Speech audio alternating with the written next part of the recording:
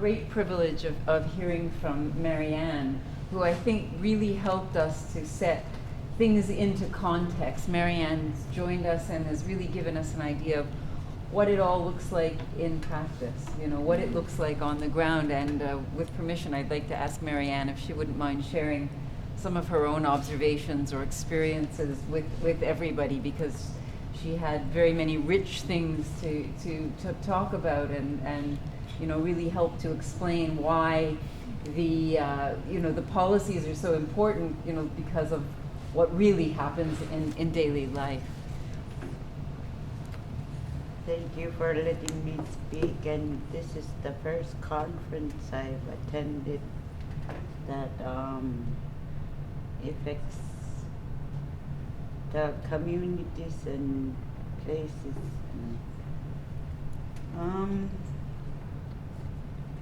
The one I wanted to talk about was we've got access to counseling services, but it's in the health center, and the counselor sometimes tends to tell other people,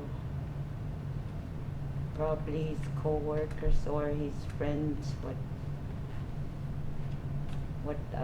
this person went through, and that's not keeping his confidentiality. And since I joined the Society for a Healthier Kokoloktok, we've been trying to work with former residential students to better their lives, and some have been going through so hard times and they can't talk about what happened to them at residential school, and they just keep it for so many years. And I got a chance to get a few people to come and meet with the counselors that we have flown in through our society. And when the people come, we get them to talk to the counselor, and they open up. And sometimes we have couples come together to talk about their issues. And when the first time they're done talking with the counselor, and when we're done, they're leaving, they say, "Thank you so much for letting me talk with the counselor. I'll be happy to see her again the next time she come." And there's always a waiting period for the next month for them to come in, because they got jobs in their home communities and they have to see other people.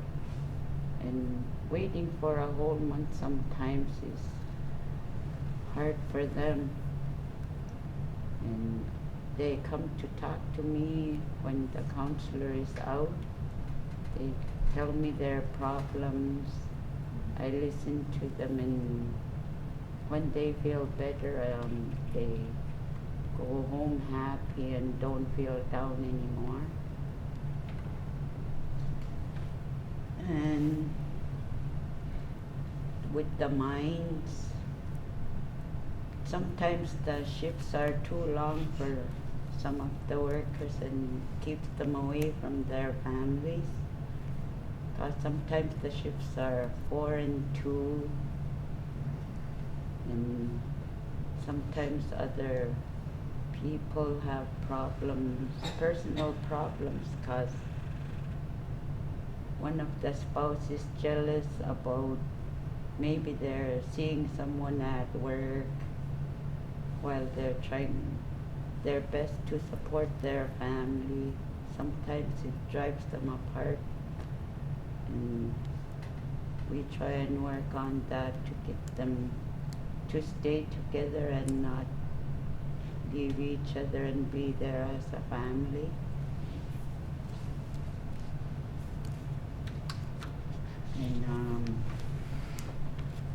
And there's some issues that people that think that the contamination might come around and mines to clean up when they're gonna close down. That way they leave our land the way they saw it when they first came, clean it up. And also there's environmental changes going on.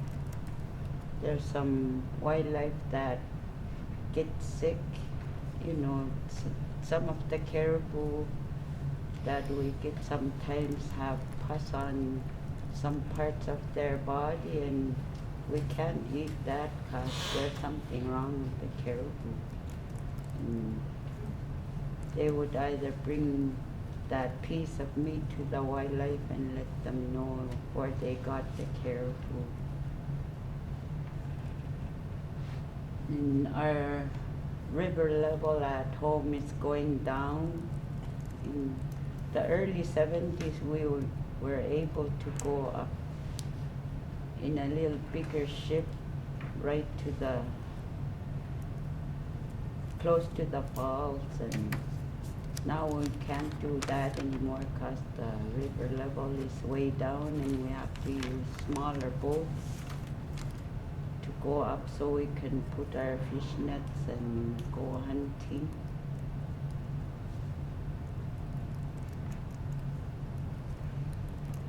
And we're getting different species of birds that we've never seen before, and we've got whales coming since the last 3 years. I think that we never had whales before, and they're coming around.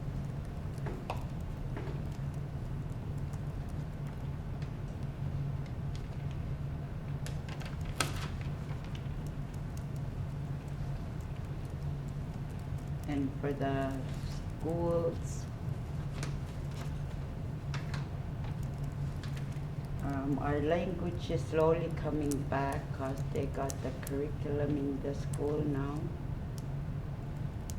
And we've got the Stop Bullying program at the school because it was so bad at first.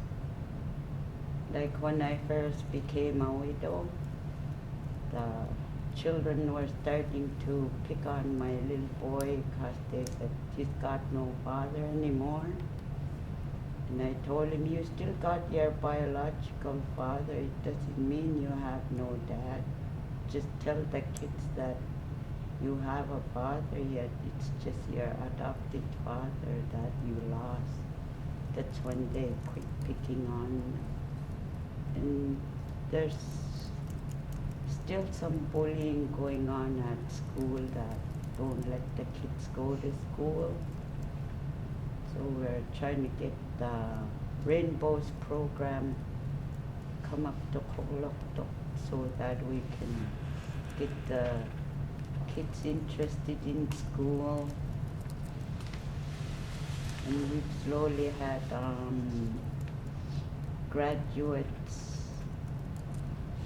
There's getting more graduates each year that are passing grade 12. Because now they don't have to go out of town to finish their schooling. They used to have to leave to go to grade 9 or 10 out of town. But now that it's changed, they go right up to grade 12. But we still have to find a program to keep them in school and keep them interested.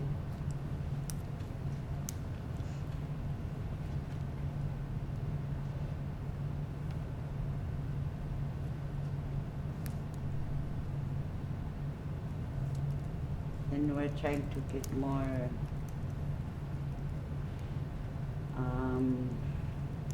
try to get other programs like grief and loss and the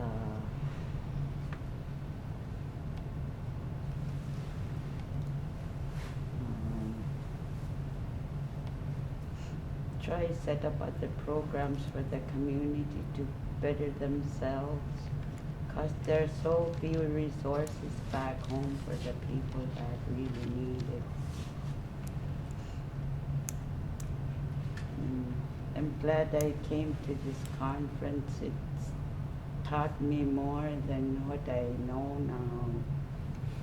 And that we've all got the same issues in other places that we need to fix. Thank you for sharing and being here, and being patient with all our talking. Thank you so much. There was another, there's the Spanish contingent. I mean, I start with some of the many things that we've talked as